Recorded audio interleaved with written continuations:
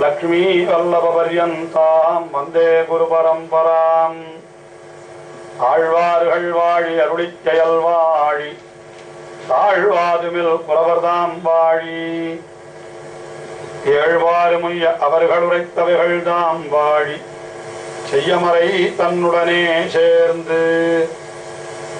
யசோதா பாவனியிலே கண்ணபிரானுடைய சேட்சிதங்களை எல்லாம் அனுபவித்து வருகின்ற பெரியாழ்வார் கண்ணபிரான் கானகத்திற்கு சென்று கன்றுகளை மேய்த்து விட்டு மாலை அந்த கன்றுகள் பின்னாலே திரும்பி வருகிறான் அல்லவா, அதை கண்டு யசோதை மகிழ்ந்ததாக ஒரு 10 பாசுரம் அருளி செய்கிறார். பெரியாழ்வார் திருமொழி 3ஆம் பத்தினுடைய 3ஆம் திருமொழி. இந்த 10 பாசுரங்கள் இந்த அனுபவத்தில் செல்லுகிறது. அதிலே முதல் பாசுரத்திலே அந்த கண்ணபிரான் கன்றுகளை எல்லாம் மேய்த்து விட்டு வருகின்ற பொழுது எவ்வளவு அழகாக வருகிறான் என்று அந்த அனுபவத்தை எல்லோரும் வந்து காண வேண்டும். இனிமையான வஸ்து ஒன்றை கிடைத்தால் அதை தான் ஒருத்தன் மட்டும் சாப்பிடக்கூடாதாம். இன்கனி தனி அருந்தான் என்று சொல்லப்பட்டிருக்கிறது. விருந்து புறத்தான் உண்டல் சாவாமருந்தனினும் வேண்டற்பாற்றன்று என்றும் சொல்லப்பட்டிருக்கிறது. ஆகையினாலே இந்த இனிமையான காட்சியை எல்லோரும் காண வேண்டும் என்பதற்காக எல்லோரையும் அழைத்து, ஞாலத்து புத்திரனை பெற்றவள் நான் ஒருத்தைதான், நங்கள் மீது நானே மற்ற யாரும் இல்லை என்று மற்றவர்களை பார்த்து சொன்னாலாம் அந்த கண்ணபிரானுடைய அழகை கண்டு.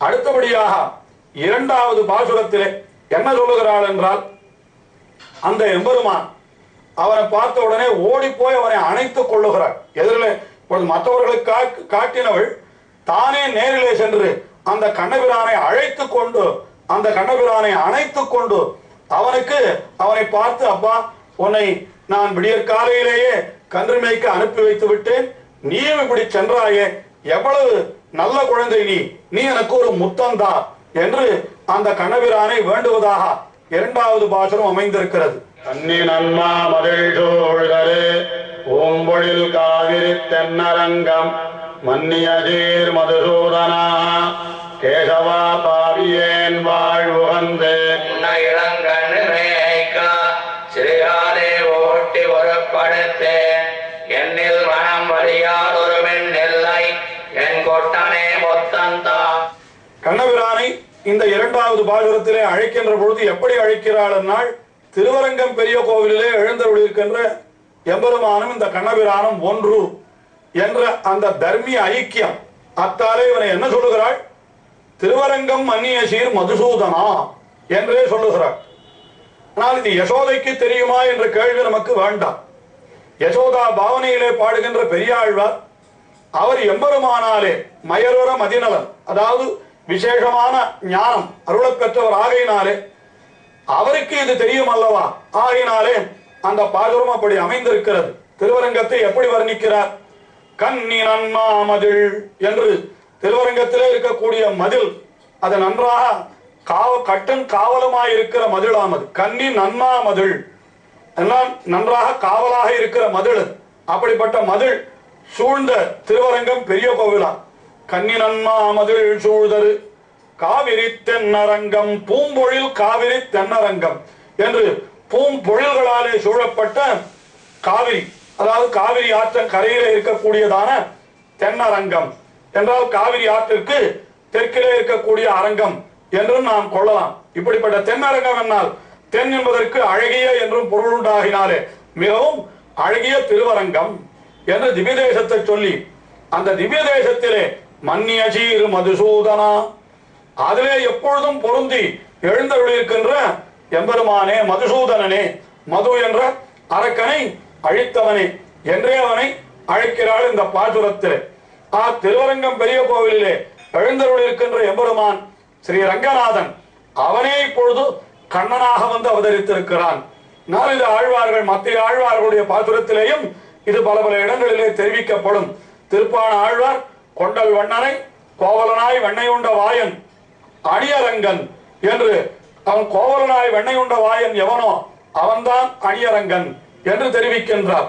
ஆகையினாலே அப்படி திருவரங்கம் பெரிய கோவிலிலே எழுந்தருளியிருக்கின்ற மேன்மையை அல்லது சௌலபியத்தை உடையவரான அந்த கண்ணபிரானே என்று நேரே அவனையே அழைக்கிறாள். மன்னி அஜீர் மதுசூதனா கேசவா. கேசவா என்னால் என்ன? கேசவன் என்கிற சொல்லுக்கு பிரம்மா ருத்ரன் முதலானவர்களுக்கும் தலைவன் என்பது பொருள். அப்படிப்பட்ட உன்னை போய் நான் என்ன செய்தேன் என்றால், இளங்கன்று மேய்க்கான், நீ இளம் கன்றுகளை எல்லாம் மேய்க்க வேண்டும் என்று நான் என்ன பண்ணினேன், காட்டிற்கு அனுப்பி வைத்து விட்டேன்.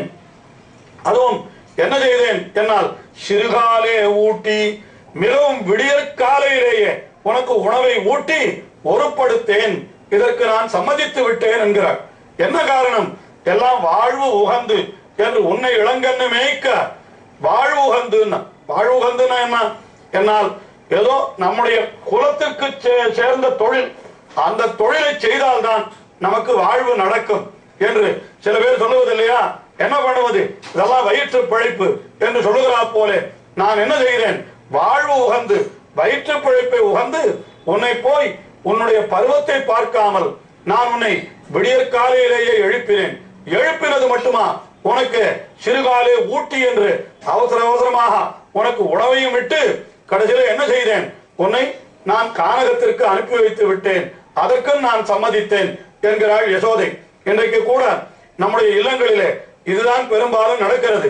பள்ளிக்கூடங்களை எல்லாம் 7 மணி 7:30 மணி என்று காலை அத்தனை மணிக்கே வைத்து விட்டால் உடனே மிகவும் விடியற் காலையிலேயே குழந்தையை அவசர அவசரமாக எழுப்பி அதை நீராட்டி அதற்கு உணவு பிடிக்கிறதோ பிடிக்கவில்லையோ அதையும் அந்த வாயிலை திணித்து அதற்கு பிறகு அந்த குழந்தையை அள்ளி கொண்டு போய் அப்படி பள்ளிக்கூடத்திலே சேர்க்கிறார் போல இங்கே யசோதை இவள் பண்ணினாளாம். என்ன செய்தாள்? வாழ்வு கேசவா பாவியேன், நான் எப்படிப்பட்ட பாவி, பாவியேனான நான் உன்னை வாழ்வு உகந்து இந்த குலதர்மத்தை நீ அனுஷ்டிக்க வேண்டுமே என்பதையே நினைத்துக் கொண்டு என்ன செய்தேன், சிறுகாலே உனக்கு உணவு ஊட்டி உன்னை ஒருப்படுத்தேன். என்னில் மனம் வலியாள் ஒரு பெண் இல்லை, என்ன போல கொடிய மனதுடைய ஒரு பெண் உலகத்திலே ஒருத்தி இருப்பளோ? நிச்சயமாக சிறிய குழந்தையாயிற்று. இந்த குழந்தைக்கு இதெல்லாம் செய்தால் தகுமா? இந்த குழந்தை மிகவும் மென்மை உடையவதாயிற்று. இதை போய் விடியற் காலையிலே எழுப்பலாமா? எழுப்பி உணவை ஊட்டலாமா? அது மட்டுமல்ல, கானகத்திற்கு அனுப்பலாமா என்றெல்லாம் நினையாமல் வெறும் வாழ்வை மட்டும் நினைத்து நான் அப்படி செய்து விட்டேனே. என்னை போல மனம் வலியவள், மனத்திலே ஒரு திண்மை அதாவது கடினமுடையவள் வேறு ஒருத்தியும் கிடையாது.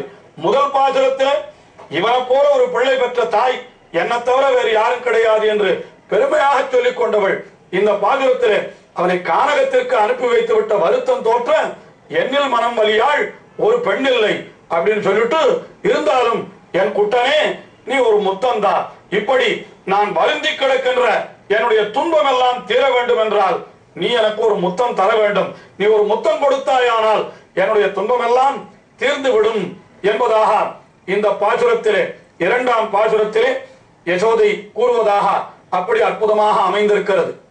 அடுத்தபடியாக 3வது பாசுரம், அதிலே யசோதை என்ன சொல்லுகிறாள்? அப்பா, நீ கானகத்திலே சென்று கன்றுகளை எல்லாம் மேய்த்து அலைச்சல் தீர நன்றாக நீராட வேண்டும். அதற்கு வேண்டியவற்றை எல்லாம் நான் சித்தம் செய்து வைத்திருக்கிறேன். நீ நீராடி விட்டு உணவு உண்ண வருவாயாக, உன்னுடைய தகப்பனாரும் காத்து கொண்டிருக்கிறார் என்று 3வது பாசுரத்திலே தெரிவிக்கிறாளாம். ஆடுகளோடு போய் கண்ணைகள் மேய்த்து மறியோடி கார்கோடல் போச்சூடி வருகின்ற தாமோதரா கத்து தோழிகான் உன்னுடம்பே ஏடமயில் தாயல் பெண்ணவனாலா நீராட்டமைத்து வைத்தேன் ஆடி அமுதுதை அப்படம் உண்டிலன் உன்னோடுடனே உண்பான். கண்ணபிரான் காட்டுக்கு சென்றானே, அங்கே என்ன செய்தான் என்றால் காடுகளு ஊடு போய் என்று, காடுகளோடு போய் என்னால் காடுகளுக்கு ஊடு உள்ளே சென்றான். உள்ளே போய் என்ன செய்தான்? கன்றுகள் மேய்த்து, அங்க இருக்கக்கூடிய கன்றுகளை மேய்த்தான். பசுக்களை மேய்க்கிறத விட கன்றுகளை மேய்க்கிறது சிரமமான காரியமா? ஏனென்றால் கன்றுகள் ஓரிடத்துல நிற்காது, அது துள்ளி துள்ளி ஓடும். அதுகளை கட்டுப்படுத்தி அதுகளை மேய்ப்பது பசுக்களை மேய்ப்பதை விட சிரமமான காரியம். ஆனால் அத்தையும் கூட கண்ணன் செய்தான். எப்படி செய்தான் என்னால் கன்றுகள் மேய்த்து மரியோடி என்கிறார். மரியோடி என்னால் அதுகள் துள்ளி விளையாடு ஓடுகின்ற பொழுது அதன் எதிர்ப்புறத்திலே போய் நின்று அதை திருப்ப வேண்டும் அல்லவா, அந்த காரியத்தை எல்லாம் செய்தான். இப்படியெல்லாம் செய்தபடியினாலே என்ன ஆயிற்று, அவனுடைய உடம்பு